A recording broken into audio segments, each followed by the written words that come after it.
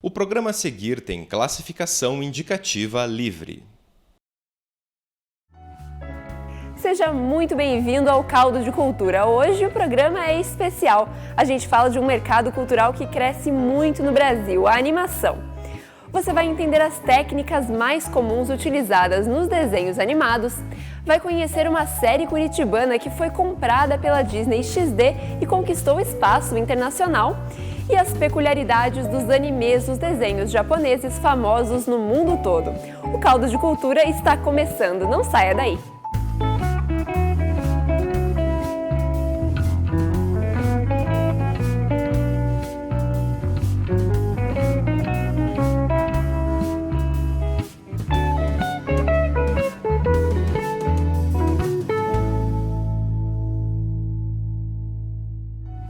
As técnicas de animação são variadas e evoluíram muito ao longo do tempo, desde um zoopraxiscópio passando pelo fenaquiscópio e o praxinoscópio até chegar aos softwares de animação de hoje em dia. Mas calma, tudo vai ficar mais claro durante o programa de hoje. Antes de mais nada, então, vamos descobrir o que é a animação. E para entender a animação é preciso primeiro compreender o cinema. Um dos princípios mais básicos do registro da imagem em movimento é que as cenas são gravadas, na verdade, em sequências de fotografias tiradas bem rápido. Para ser mais exata, normalmente são 24 ou 30 fotografias por segundo. Essa é a velocidade ideal para o movimento parecer natural. Você se lembra que tinha aqueles filmes antigos do tempo do Charlie Chaplin que as pessoas se mexiam rapidinho assim? Isso porque naquele tempo os químicos ainda não eram tão desenvolvidos assim, então os filmes eram produzidos em 18 quadros por segundo. E depois, acho que em 1920 mais ou menos, já começaram a fazer em 24 quadros por segundo, que usa-se nesse tempo até hoje. 24 quadros por segundo. Quando a gente vê a sequência de fotos nessa velocidade alta, os nossos olhos nos enganam e não nos deixam enxergar as pausas entre as imagens. Isso é conhecido como movimento Phi, ou fenômeno Phi, descrito por Max Wertheimer em 1912. Na animação acontece a mesma coisa e a velocidade de exibição pode ser de 15 quadros por segundo. Além disso, as imagens podem ser desenhos. Outro exemplo de animação que é o flipbook, que tem alguns desenhos em sequência, se a gente passa eles rapidinho. Um outro bom exemplo do efeito Phi é o zoopraxiscópio. Olha só como ele funciona. Ele é um dos primórdios da animação. Apareceu em 1826, foi desenvolvido por um francês chamado Plateau, e o efeito é bem interessante. Vocês podem perceber aqui nos desenhos que a torneira sempre é a mesma, mas se vocês observarem com atenção vão ver que tem uma gota, e essa gota que se mexe. E ela sai, se desprende da torneira, cai e faz uma turbulência ali na superfície. E daí volta de tudo de novo. Vocês podem observar que tem algumas frestas em torno desse disco. E observando os desenhos por essas frestas, a gente consegue ver os desenhos em movimento. Vamos fazer o efeito então.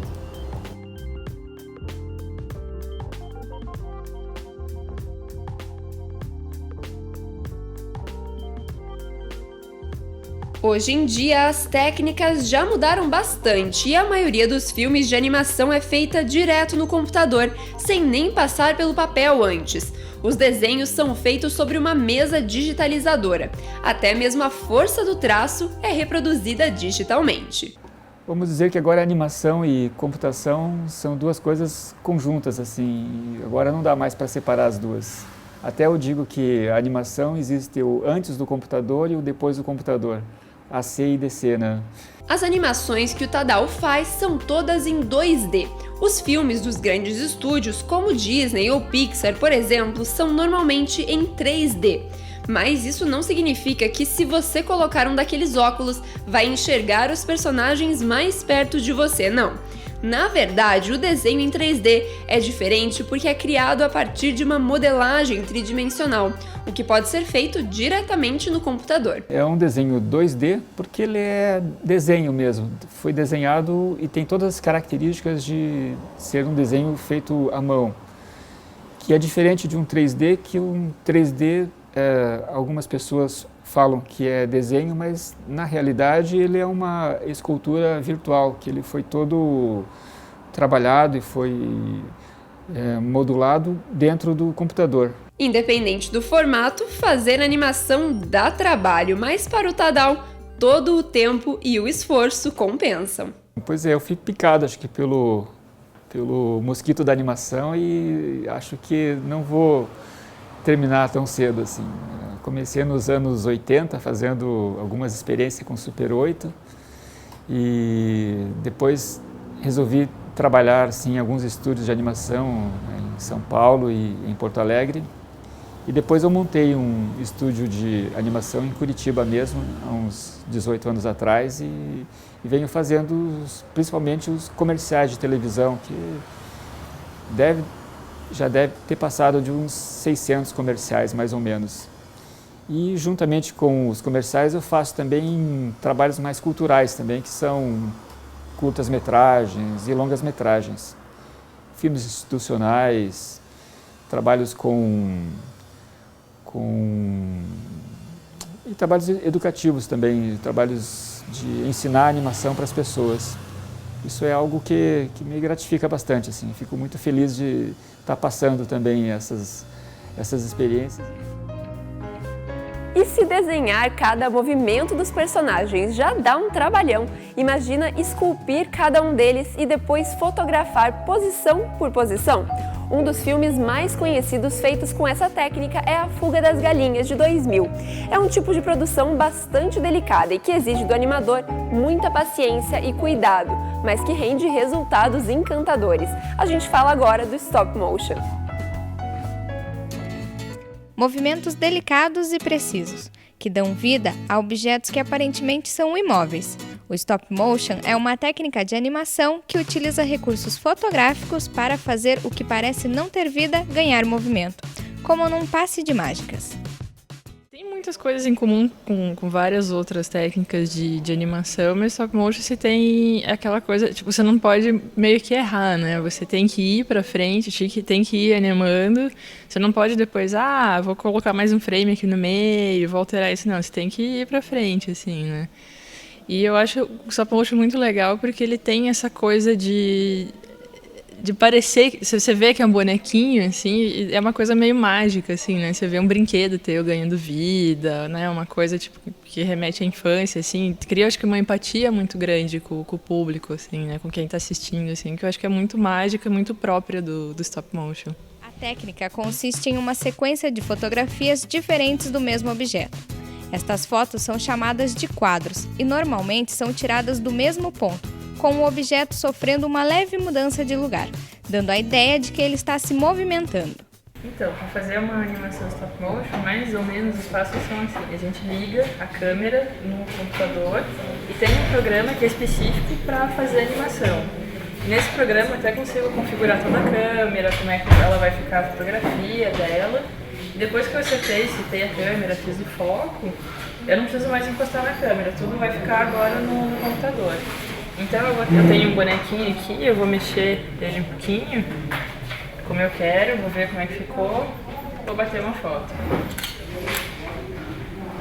Ele vai carregar essa foto, agora eu vou mexer ele mais um pouquinho. E aqui eu já consigo ver a foto que eu fiz e a foto que eu vou fazer agora. Eu já estou vendo o movimento que ele vai fazer, ele está erguendo o bracinho dele.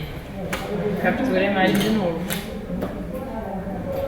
Aí capturou, eu mexo mais um pouquinho.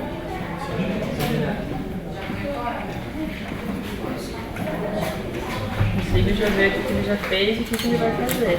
Daí estão todas as fotos bonitinhas para passar para a pós-produção fazer a finalização, né? Então, por exemplo, esse bonequinho ele não fica em pé sozinho, ele tem essa traquitana segurando ele. Então, a cara da pós, né? Às vezes vai ter um fundo verde, alguma coisa assim, vai tirar, vai fazer o tratamento e para daí passar a animação pronta lá. Depois vai adicionar som, né? Se tiver a personagem alguma fala vai ser antes, então a gente consegue também acompanhar no programa de animação o que o personagem está falando, né? Pra gente fazer o que a gente chama de sincronia labial, né? Que é, então se o personagem está falando A, a boca do personagem faz um A, daí você consegue fazer ele mexer a boca do jeitinho certo dele.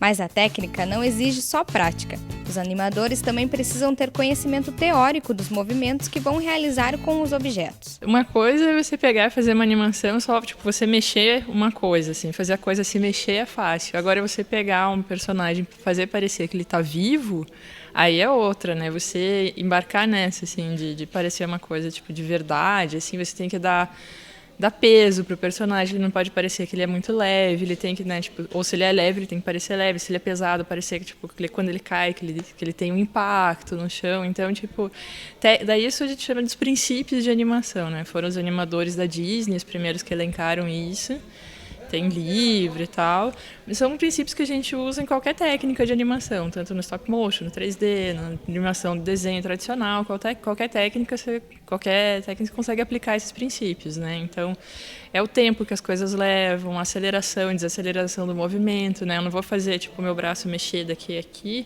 tipo, com o mesmo espaço entre cada foto. Eu vou fazer mais devagar no começo, daí mais espaçado, depois daí eu faço o braço parecer que tem um peso, assim, ele acelera e desacelera, como as coisas acontecem naturalmente, né? Veio muito da observação da natureza, para daí a gente aplicar na animação para a coisa parecer real e não parecer um monte de robozinho se mexendo. Além de encantar crianças, o stop motion e a animação no geral também estão presentes em comerciais, filmes com atores reais e até vídeos corporativos, envolvendo também o público adulto. Como eu trabalho com edição, a animação é muito importante para essa função. Mas não só para essa função, porque hoje em dia a animação ela não está só presente em longas-metragens da Disney e da Pixar, mas também em comerciais, em vídeos educativos, em vídeos corporativos, e a animação hoje ela sempre está presente assim nesses vídeos, sendo para quebrar um galho de uma imagem que não foi filmada ou de fazer alguma cena que a gente não conseguiu gravar, e ela possibilita bastante essa criatividade assim de fazer o que não está ao alcance da câmera em si. E é a junção da teoria, prática e muita dedicação que fazem os resultados aparecerem. Os animadores Carlos e Rosana contam a sensação de ver um trabalho tão minucioso pronto. A sensação é espetacular, né? Você consegue criar vida, um objeto que está ali na sua frente, você cria vida, você dá personalidade, você consegue, tudo que você imagina, você consegue colocar na animação. É muito gostoso. É uma delícia, né? Daí quando você vê a coisa parecer de verdade, você vê tudo com som, que a gente às vezes, né, tipo, a gente não tá vendo a trilha, né? Vai ser o cara só da pós, vai colocar depois e tal, assim, é muito mágico, assim, é encantador, a gente fica bem feliz. Às vezes a gente fica meio frustrado também quando a gente começa a ver os defeitos ali, né? Tipo, nossa, agora o defeitinho pequenininho tá numa tela gigante, assim, e daí deve ampliado, assim, mas é muito legal, é muito gostoso. Mas para que esse trabalho tão mágico aconteça, é preciso incentivo. É o que explica David Barbosa sobre os profissionais da área que moram em Curitiba. Ele conta que não é só fora do país que existe mercado para os animadores curitibanos. Eu acho que o mercado está muito bom, assim, a Ancine estimula muito filmes de animação, e já começamos a ver filmes aparecendo por aí, como por exemplo o Minhocas, que a Rosana fez, e tem mais alguns outros que estão saindo, Brichos, que é daqui de Curitiba também, tem algumas séries de animação que estão saindo, o Almir Correia aqui de Curitiba tem feito coisas bem legais relacionadas a isso. Está crescendo, a gente imagina que vai ter bastante coisa vindo para o futuro, e esperamos que nossos alunos estejam entrando no mercado e trazendo mais coisas legais para esse mercado de animação de Curitiba e Brasil.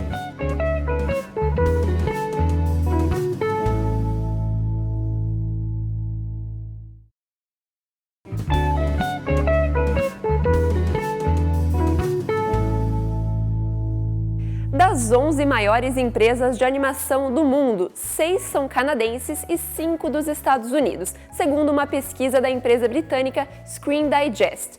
França, Itália, Espanha e Reino Unido também têm empresas no top 20, mas com bem menos expressividade. Países asiáticos como o Japão e a Coreia do Sul têm mercados de animação cada vez mais fortes. Mas e o Brasil? Produções como Peixonauta e Escola para Cachorro fizeram sucesso, mas mesmo assim a gente acaba ficando para trás. A boa notícia é que esse cenário está melhorando. Segundo um boletim do Sebrae, em toda a década de 90, o Brasil produziu 216 filmes de animação. Entre 2000 e 2004, ou seja, em apenas 4 anos, esse número cresceu 72%. Uma das produções brasileiras que mais se destacou nos últimos anos é aqui de Curitiba e já conquistou o mercado internacional. É a série animada Carlos, produzida por um estúdio da capital paranaense. A primeira temporada já foi vendida para o canal Disney XD. É exibida para toda a América Latina e logo deve estar disponível em outros continentes. A série Carlos ela tem um fundo de alimentação saudável, conta a história de um garotinho que toda vez que vai comer algo não saudável, ele tem um peso na consciência. Então a gente entra na mente do garoto e a gente vê esse conflito acontecer. Então é o Carlos, que é um morangão, que é o lado saudável dele, lutando contra as diversas guloseimas. Refrigerante, hambúrguer, pizza, o que for. A série Carlos tem muita interação entre os personagens, mas não tem falas, o que foi um grande desafio para a equipe. Ao mesmo tempo, isso foi também uma das maiores vantagens para a exibição em outros países. Foi difícil se inserir no mercado internacional, mas agora fica mais fácil continuar nele. Bom, é uma área que você tem que ter muita paciência, é tudo muito demorado, tudo bem complexo.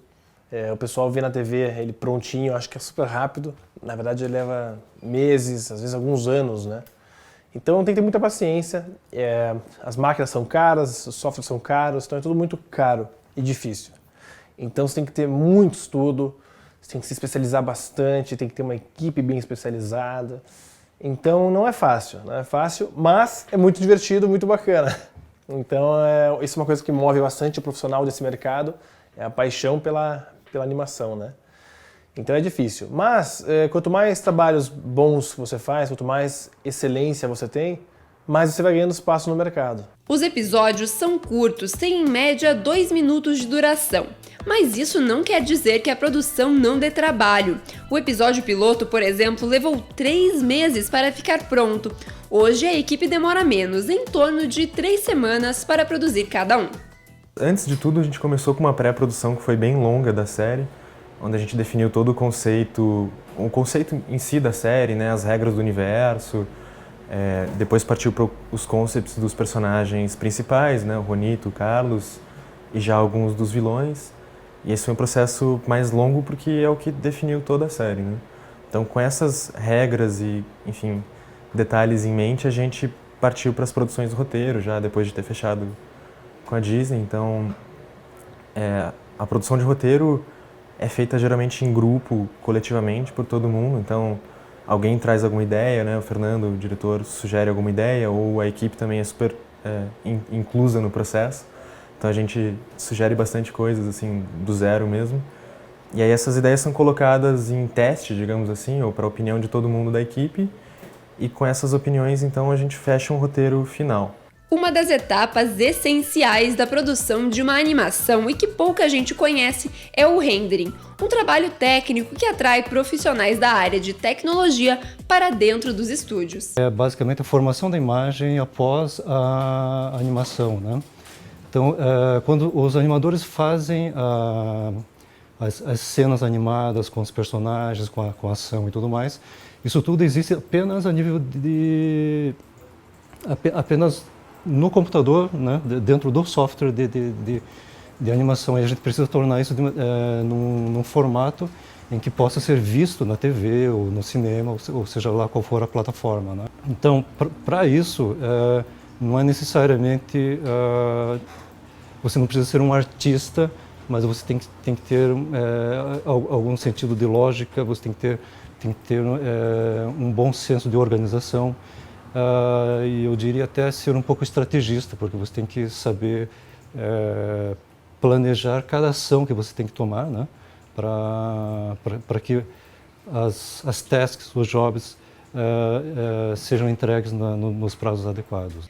Já deu para perceber que não precisa ser desenhista para trabalhar com animação. Mas afinal, o que é preciso para entrar nesse mercado e se destacar?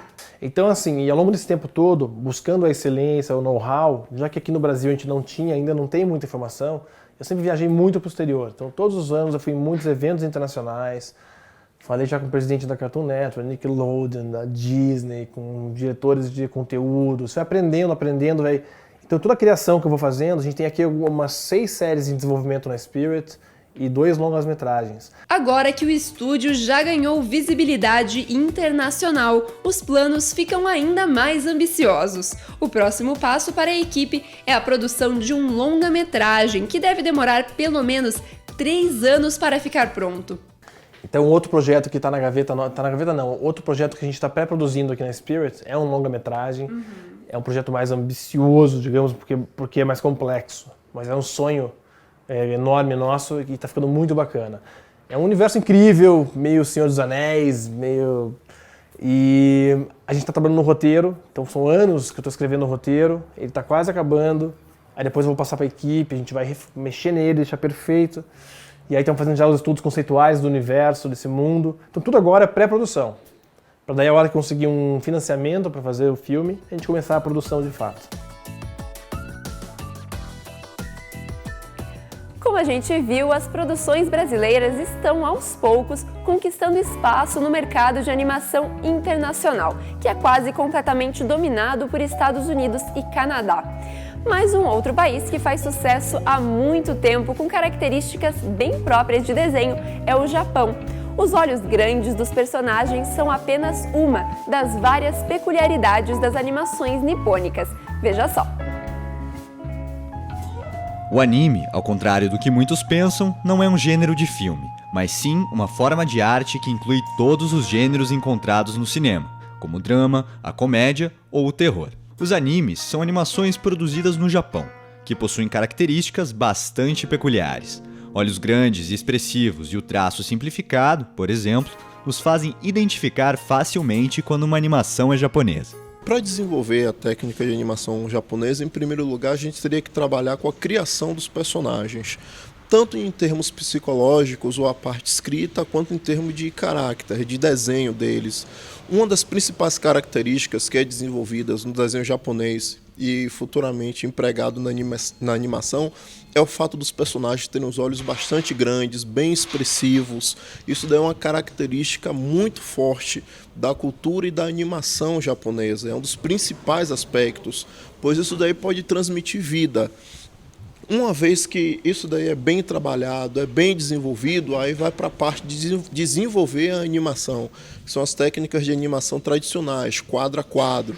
Uma vez que é desenvolvida a parte de roteiro, tudo isso aí é bem semelhante ao cinema, vai para a equipe que vai fazer a animação especificamente, o pessoal que vai cuidar de cenário e o pessoal que vai cuidar de personagem, com base naquilo que foi desenhado antes como característica. Eles vão trabalhando as animações com base no quadro a quadro ou frame a frame para poder trabalhar movimento, trabalhar realismo, trabalhar a expressão e trabalhar a vida, que é a cultura japonesa, que o desenho japonês acaba trazendo para a gente. Hayao Miyazaki é um dos mais renomados diretores de animação japonesa. Foi ele quem dirigiu os filmes O Castelo Animado, Ponyo e A Viagem de Chihiro, que levou o Oscar em 2003 de melhor longa-metragem de animação. As obras de Miyazaki são conhecidas por terem como personagens principais meninas fortes e independentes, e por trazerem à vida seres e mundos fantásticos que encantam públicos de todas as idades. Atualmente, o diretor está treinando jovens para trabalhar no Estúdio Ghibli, um estúdio de animação fundado pelo próprio Miyazaki, responsável por obras icônicas e conhecido por criar animações de forma artesanal, sem processos digitais. E apesar de estar afastado da produção, Miyazaki já anunciou que pretende dirigir mais um filme, ainda sem nome ou previsão de data de lançamento. Agora ele é meio queridinho no Ocidente, desde que ele ganhou o Oscar de melhor animação com Viagem de Chihiro. E principalmente porque ele hoje pode ser considerado um dos maiores cineastas de animação do mundo, porque poucos diretores têm tanta obra em longa-metragem quanto ele. Tipo, ele já ultrapassou o Walt Disney, até porque o Walt Disney não dirigiu a maioria dos filmes feitos no estúdio enquanto ele estava vivo. E isso é curioso porque o Hayao Miyazaki sempre recusa esse título de ser o Disney japonês. Para uma primeira olhada de um ocidental desavisado, você pensa que aquilo é uma coisa folclórica japonesa, você pensa que é algo popular, e não, é tudo uma mitologia que veio da cabeça do Miyazaki, é um universo que ele vai mantendo, e às vezes os personagens retornam, mas sempre tem uma pegada, ele sempre tem uma pegada ele é muito humanista, tem questões ecológicas tratadas de maneira mais a questão do ser humano e da humanidade e da falta de entendimento da humanidade com a natureza. Outro diretor bem conhecido nesse ramo é Katsuhiro Otomo, o criador do clássico mangá Akira, que foi adaptado para a telona pelo próprio autor em 1988. O longa de animação retrata Tóquio do ano de 2019, uma cidade futurística dominada por violentas disputas entre gangues e que foi completamente reconstruída após uma grande explosão no final dos anos 80. Para desenvolver esse universo caótico, Otomo não precisou ir muito longe. Inspirado no conturbado cenário global do final dos anos 60 e em filmes como Easy Rider, o autor criou uma alegoria futurista do Japão de 1969. Ele já é espetaculoso, ele gosta de destruição, todo filme dele vai ter uma cena gigante de catástrofe, de desgraça. E ele é extremamente detalhista. O Katsuhiro Otomo é muito referência da animação extremamente elaborada, tanto que normalmente as animações dele são as mais caras da história do Japão. Quando ele fez Akira, ele foi a animação mais cara da história, e logo depois, quando ele faz Steam Boy, ele consegue ser mais caro que o orçamento anterior e bate pela segunda vez a meta de animação mais cara do Japão, e ainda se dar ao luxo de ficar quase 10 anos em produção. Satoshi Kon também está entre os diretores mais cultuados dos longas de animação japoneses. Perfect Blue e Paprika, 2 longas escritos e dirigidos por Kon, são exemplo do estilo único do diretor, que distorce as fronteiras entre sonho e realidade em tramas complexas. Perfect Blue, por exemplo, já rendeu algumas comparações com o filme Cisne Negro, graças ao enredo e forte carga psicológica que os dois carregam. É porque o Satoshi Kon ele é um cara que, por ter existido o Katsuhiro Otomo e o Hayao Miyazaki, já trabalhando só para cinema, essa abertura de mercado ele consegue se aproveitar disso, e ele realizando uma obra que conversa muito mais com o cinema de live action. Ele não tem um mundo de fantasia, de bichinhos fantasiosos, não. O mundo dele, na verdade, é muito contemporâneo, é muito Tóquio, porém uma Tóquio assim, no dilema entre sonho e realidade.